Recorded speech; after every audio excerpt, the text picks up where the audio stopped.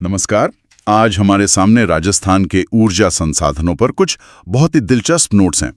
मतलब इनमें 1957 की पुरानी फाइलों से लेकर दुनिया के सबसे बड़े सोलर पार्क के ब्लूप्रिंट तक सब कुछ है। बिल्कुल। तो चलिए इन पन्नों में छुपी कहानी को समझते हैं। ये सिर्फ बिजली के खंभों और तारों की कहानी नहीं है, ये रेगिस्तान को रोशन करने की एक तरह की जिद की कहानी है। बिल्कुल। और ये कहानी कोई सीधी लाइन में नहीं चलती। इसमें बड़े बदलाव हैं, कुछ रणनीतिक मोड़ हैं और भविष्य को लेकर बहुत बड़ी बड़ी महत्वाकांक्षाएं हैं। इन नोट्स को पढ़कर हम यही समझेंगे कि कैसे राजस्थान ने अपनी सबसे बड़ी चुनौती, यानी उस तपते सूरज को, उसी को अपनी सबसे बड़ी ताकत में बदल दिया। ठीक है, तो कहानी शुरू होती है 1957 से। तब राजस्थान राज्य विद्युत मंडल नाम की एक ही संस्था थी जी। इसका काम सब कुछ था, बिजली बनाना, उसे पूरे राज्य में तारों के जरिए भेजना और फिर उसे लोगों के घरों तक पहुंचाना। मतलब A to Z सब यही करते थे। और दशकों तक यही सिस्टम चला भी। लेकिन साल 2000 आते आते ये साफ हो गया कि एक अकेली इतनी विशाल संस्था हर काम में माहिर नहीं हो सकती। सही। यहीं पर एक बड़ा और मैं कहूँगी साहसिक फैसला लिया गया। जून 2000 में राजस्थान राज्य विद्युत सुधार अधिनियम 1999 के तहत इस एक बड़े बोर्ड को 5 अलग-अलग कंपनियों में तोड़ दिया गया। 5 कंपनियां, तो मतलब हर कंपनी को एक खास काम सौंपा गया होगा। एकदम सही। ये सिर्फ एक प्रशासनिक बदलाव नहीं था, ये पूरी सोच में बदलाव था। एक बड़ी सुस्त कंपनी की जगह 5 छोटी, फुर्तीली और विशेषज्ञ कंपनियां बनाई गईं। अच्छा। जिनकी जवाबदेही तय की जा सके। एक कंपनी उत्पादन निगम, वो सिर्फ बिजली बनाने पर ध्यान देती। दूसरी प्रसारण निगम, वो बनी हुई बिजली को हाई टेंशन लाइनों से पूरे राज्य में पहुंचाती। और बाकी 3 कंपनियां, उनका क्या काम था? बाकी 3 थी वितरण कंपनियां, या जिन्हें हम डिस्कॉम कहते हैं। उनका काम था बिजली को सीधे हमारे और आपके घरों तक पहुंचाना। अच्छा। इन्हें 3 जोन में बांटा गया, जयपुर डिस्कॉम, अजमेर डिस्कॉम और जोधपुर डिस्कॉम। इस बंटवारे का फायदा ये हुआ कि हर कंपनी अपने काम के लिए सीधे तौर पर जिम्मेदार हो गई। बिल्कुल। इन नोट्स में एक छोटी सी बात है जो मुझे बहुत दिलचस्प लगी कि Ajmer discom online bill payment की सुविधा शुरू करने वाला पहला डिस्कॉम था। हाँ, और ये उस दौर में एक बहुत बड़ी बात थी। आज हम यूपीआई से तुरंत पेमेंट कर देते हैं, लेकिन तब ऑनलाइन बिल पेमेंट शुरू करना दिखाता है कि सुधारों का असर सिर्फ बिजली बनाने पर नहीं, बल्कि ग्राहक सुविधा पर भी पड़ रहा था। जी। और इन्हीं सुधारों का नतीजा है कि ये तीनों डिस्कॉम आज भारत के टॉप 5 डिस्कॉम्स में गिने जाते हैं। तो ये तो हुई सिस्टम को सुधारने की बात, लेकिन असली कहानी तो बिजली बनाने की है। और यहाँ पवन ऊर्जा का जिक्र आता है। नोट्स कहते हैं कि पश्चिमी राजस्थान, खासकर जैसलमेर, पवन ऊर्जा के लिए स्वर्ग जैसा है। इसीलिए जैसलमेर को पंखुड़ियों का शहर भी कहा जाता है। ये नाम बहुत सटीक है। वहाँ की जो तेज हवाएं हैं वो टरबाइन घुमाने के लिए एकदम सही हैं। लेकिन सिर्फ हवा होने से तो काम नहीं चलता। सही बात है। आपको सही नीतियां भी चाहिए होती हैं। 2012 और फिर 2019 में जो पवन ऊर्जा नीतियां आईं, उन्होंने निवेशकों को एक स्पष्ट रोड मैप दिया। और इन्हीं नीतियों की वजह से अमरसागर जैसलमेर में राज्य की पहली पवन चक्की लगी। हाँ, और फिर देवगढ़, प्रतापगढ़ में दूसरी। और फिर तो जैसे एक सिलसिला ही शुरू हो गया। बड़ा बाग, सोडा बंधन, हर्ष पर्वत, कई परियोजनाएं आईं। जी। पवन ऊर्जा तो इस कहानी का सिर्फ एक हिस्सा है। राजस्थान के पास एक ऐसा संसाधन है जो असीमित है, और वो है धूप। बिल्कुल। यहीं से शुरू होती है सौर ऊर्जा की असली क्रांति, जिसने राजस्थान को देश के एनर्जी मैप पर सबसे ऊपर ला खड़ा किया। और सौर ऊर्जा में भी कुछ पहले प्रयासों का जिक्र है जो वाकई कमाल के हैं। जैसे ये नया गांव जयपुर में। सोचिए, एक पूरा का पूरा गांव जो सिर्फ सौर ऊर्जा पर चल रहा था, वो भी इतने साल पहले। ये तो अपने समय से बहुत आगे की बात थी। बिल्कुल। और राज्य की पहली बड़ी सौर ऊर्जा इकाई वो जोधपुर के मथानिया में लगाई गई। इसकी खास बात ये थी कि इसे बनाने में भारत सरकार के साथ साथ जर्मनी और वर्ल्ड बैंक ने भी मदद की। अच्छा, अंतर्राष्ट्रीय सहयोग भी था। हाँ, ये दिखाता है कि शुरुआती दौर में इस नई तकनीक के लिए अंतर्राष्ट्रीय भरोसा कितना जरूरी था। इन बड़े प्रोजेक्ट्स के अलावा नोट्स में कुछ छोटी छोटी अनोखी चीजों का जिक्र है। जैसे चूरू के भालेरी गांव में सौर ऊर्जा से चलने वाला आरओ प्लांट। और जोधपुर के बालेसर में सौर ऊर्जा से चलने वाला फ्रिज।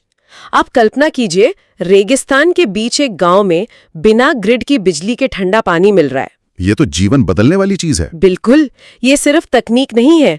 इसी तरह जयपुर में सोलर एटीएम और पिछौला झील में सोलर नाव, ये छोटे छोटे आविष्कार क्रांति को जमीनी स्तर तक ले गए। इन छोटे आविष्कारों से लेकर अब एक ऐसे प्रोजेक्ट पर आते हैं जो महाकाय है, भडला सोलर पार्क, फलोदी में। भडला दुनिया में सबसे बड़ा है। दुनिया में सबसे बड़ा? जी।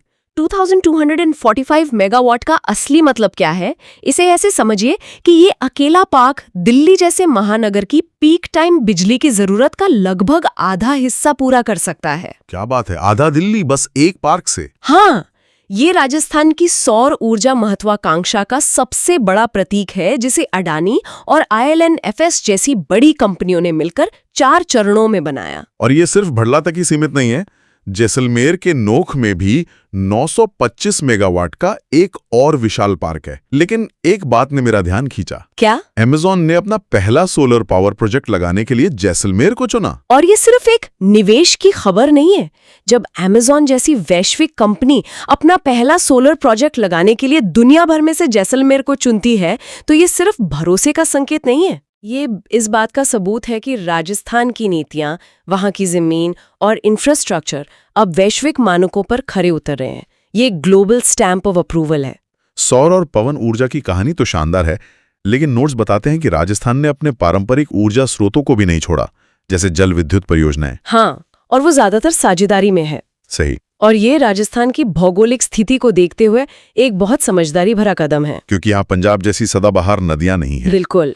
इसलिए भाखड़ा नांगल परियोजना में पंजाब, हरियाणा और हिमाचल के साथ हिस्सेदारी की, माही बजाज सागर के लिए गुजरात के साथ और चंबल परियोजना के लिए मध्य प्रदेश के साथ 50-50 की साझेदारी। ये अंतर्राज्यीय सहयोग का एक बेहतरीन मॉडल है। जी। और जल विद्युत के साथ साथ कोयले पर आधारित तापीय ऊर्जा भी है।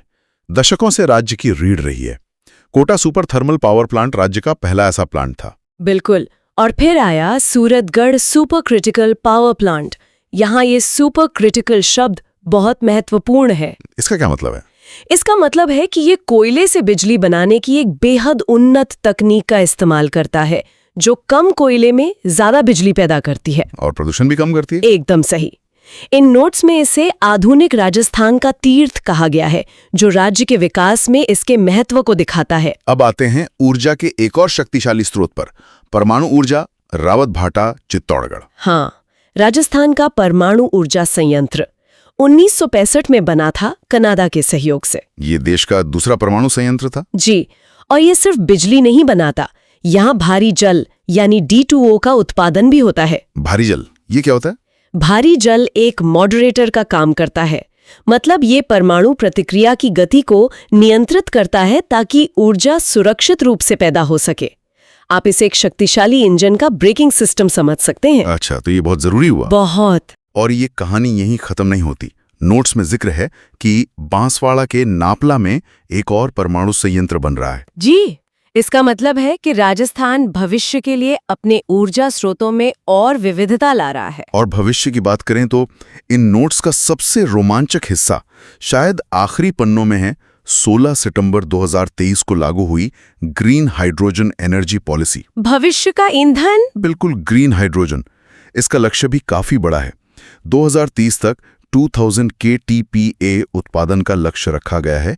ये KTPA क्या है? KTPA का मतलब है किलो टन प्रति वर्ष। इसे आसान शब्दों में समझें तो ये इतनी ग्रीन हाइड्रोजन है जिससे हजारों की संख्या में ट्रकों और बसों को चलाया जा सकता है। और प्रदूषण लगभग शून्य। लगभग शून्य। इसके लिए बारां के शाहबाद और चित्तौड़ में प्लांट प्रस्तावित है। राजस्थान सिर्फ आज की ऊर्जा जरूरतों को पूरा नहीं कर रहा, बल्कि कल की ऊर्जा क्रांति का नेतृत्व करने की तैयारी कर रहा है। तो इन सभी तथ्यों को एक साथ रखकर देखें तो तस्वीर बिल्कुल साफ हो जाती है। राजस्थान ने एक लंबा सफर तय किया है। एक तरफ कोटा और सूरतगढ़ जैसे पारंपरिक पावर हाउस हैं, तो दूसरी तरफ भरला जैसा विश्व रिकॉर्ड बनाने वाला सोलर पार्क। बिल्कुल। ये सिर्फ बिजली बनाने की बात नहीं है, ये एक पूरा इकोसिस्टम बनाने की कहानी है।